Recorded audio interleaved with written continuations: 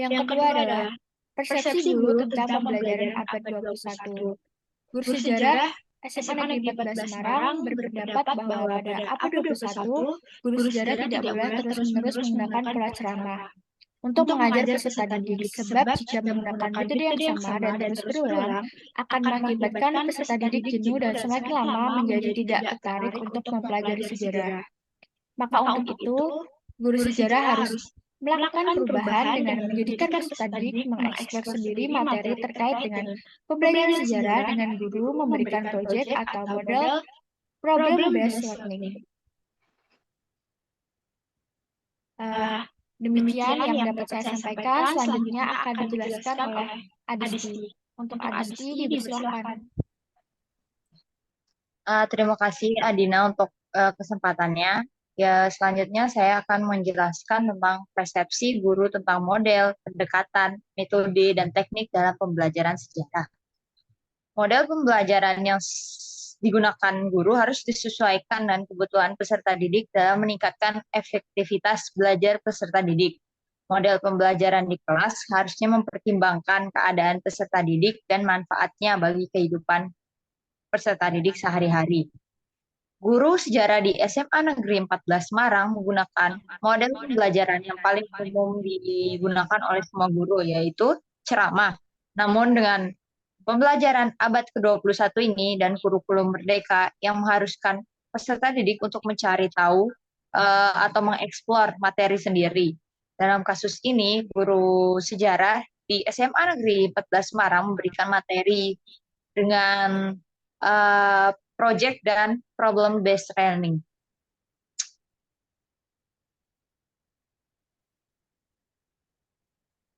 Selanjutnya, ada persepsi guru tentang pola pembelajaran regresif, kronologis, dan tematik.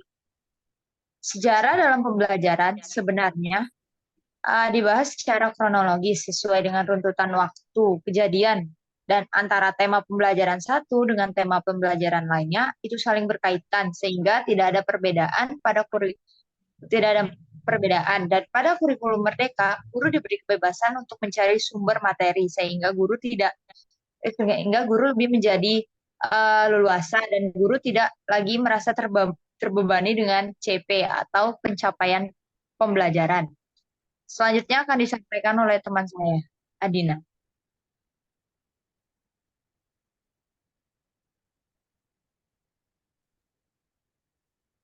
Baik, saya akan menjelaskan materi selanjutnya. Persepsi guru tentang ice breaking dalam pembelajaran sejarah.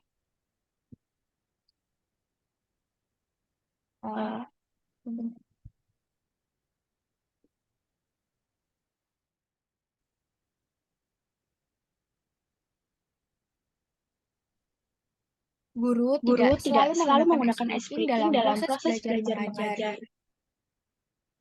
Sebab ketika proses belajar mengajar berlangsung, guru lebih sering menggunakan metode project yang mana membuat peserta didik tidak terlalu membutuhkan ice breaking. Namun jika membutuhkan ice breaking, guru biasanya menggunakan metode perenggangan badan atau pemanasan, bernyanyi dan bercanda dengan peserta didik. Selanjutnya, strategi guru untuk melibatkan peserta didik dalam pembelajaran. Guru sejarah SMA Negeri 14 ini sering menggunakan media project. Contohnya ialah menghasilkan produk. Setiap tingkatan kelas berbeda-beda bentuk proyeknya, seperti membuat miniatur candi dan sekitarnya, membuat komik peristiwa sejarah. Proyek ini dikerjakan di sekolah dan diberi waktu 3 minggu untuk mengerjakan proyek ini. Pada minggu pertama, peserta didik diberi waktu untuk memikirkan konsep produk ini. Minggu kedua, peserta didik membuat sketsa serta konsultasi kepada guru. Minggu ketiga, finishing dan mengumpulkan hasil dari proyek itu selama 3 minggu. Pembuatan proyek ini dinilai oleh guru berdasarkan proses pembuatannya yang menjadikan guru sejarah lebih tertarik menggunakan metode proyek. Selanjutnya,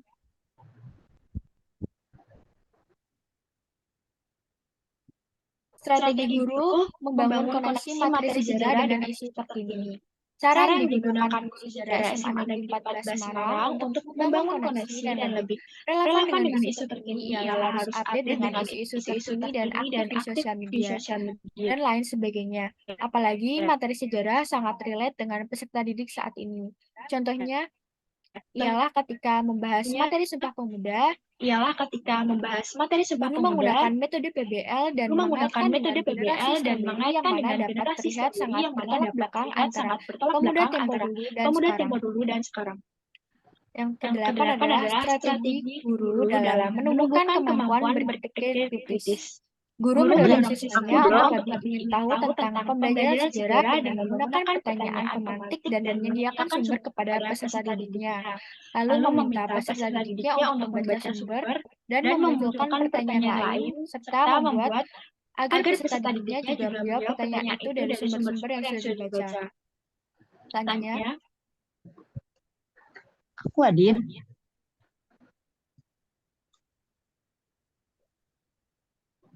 model pembelajaran yang paling sering digunakan. Guru sejarah SMA Negeri 14 Semarang menggunakan berbagai macam model pembelajaran seperti PBL, PJBL, ceramah, dan proyek. Hal yang dicontohkan oleh guru misalnya ialah ketika guru membahas materi proklamasi kemerdekaan dan menggunakan metode proyek dengan waktu 3 minggu atau 3 kali pertemuan dengan pertemuan ketiga menggunakan metode ceramah sekaligus mereview materi. Jadi, guru SMA Negeri 14 Semarang ini lebih sering menggunakan model proyek dan model ceramah. Dan model ceramah hanya digunakan selama 2 kali pertemuan selama 1 semester. Ketika menggunakan model ceramah, guru juga melakukan sesi tanya jawab terkait materi pembelajaran, sehingga dapat meluruskan pemahaman peserta didik terkait pembelajaran sejarah. Guru juga tidak pernah menggunakan ujian tertulis atau ujian harian, sehingga guru hanya menilai kemampuan keterampilan pada model pembelajaran proyek, yaitu proses sesuai dengan kurikulum Merdeka. Selanjutnya akan disampaikan oleh Adisti. Selanjutnya ada intensitas penerapan TPACK dalam pembelajaran sejarah. Dalam pembelajaran sejarah dalam mindset peserta didik adalah sesuatu pembelajaran yang tidak menarik dan membosankan, sehingga guru sekolah di SMA Negeri 14 Semarang beranggapan bahwa harus selalu menggunakan metode TPACK untuk membuat suasana pembelajaran dan membuat anak-anak tertarik dengan pembelajaran sejarah. Salah satunya dengan menggunakan teknologi seperti menayangkan video yang berkaitan dengan materi pembelajaran dan PowerPoint. Akan tetapi guru sejarah di SMA Negeri 14 Semarang sering menggunakan video dalam proses pembelajaran. Selanjutnya ada analisis dengan SWOT, strategi dan inovasi pembelajaran sejarah. Strategi dan inovasi yang digunakan guru sejarah SMA Negeri 14 Semarang adalah strategi pembelajaran interaktif. Strategi pembelajaran interaktif ini sendiri merupakan bentuk pembelajaran yang merajuk pada diskusi dan saling berbagi dalam mencari materi di antara peserta didik.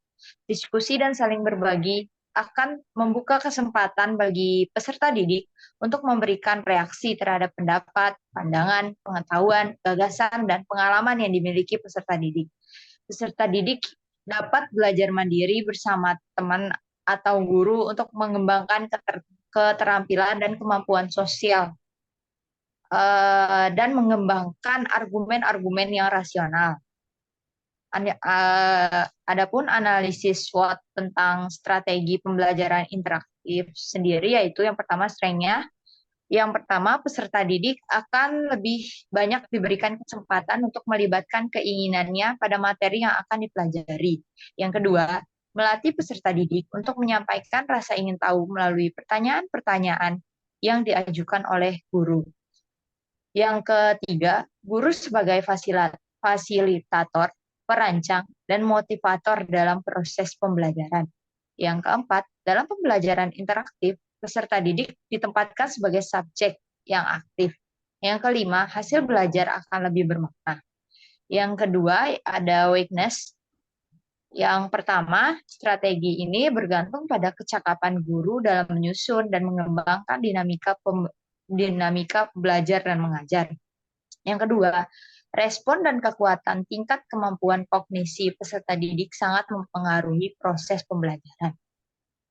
Yang ketiga ada opportunities. Yang pertama, memberikan peluang kepada peserta didik untuk mencari dasar atas suatu pertanyaan. Yang kedua, memberikan peluang kepada peserta didik untuk berusaha memperoleh informasi yang terkini. Yang ketiga, memberikan peluang kepada peserta didik untuk menggunakan sumber terpercaya dalam mencari materi. Yang keempat, memberi peluang kepada peserta didik untuk melatih kemampuan berpikir kritis. Dan yang terakhir, memberi peluang kepada peserta didik untuk membuat suasana belajar menjadi lebih menyenangkan. Yang selanjutnya ada traits. Yang pertama yaitu kekurangan waktu dalam pengolahan. Dalam menerapkan strategi pembelajaran interaktif, bisa memakan waktu lebih banyak untuk persiapan dan pelaksanaan pembelajaran. Yang kedua ada keterbatasan sumber daya. Dalam konteks pembelajaran materi, keterbatasan akses peserta didik terhadap teknologi dan internet yang menjadi tantangan. Dan yang terakhir yaitu kemudahan dalam evaluasi. Pembelajaran interaktif dapat menjadi lebih kompleks karena melibatkan interaksi aktif antara guru dan peserta didik.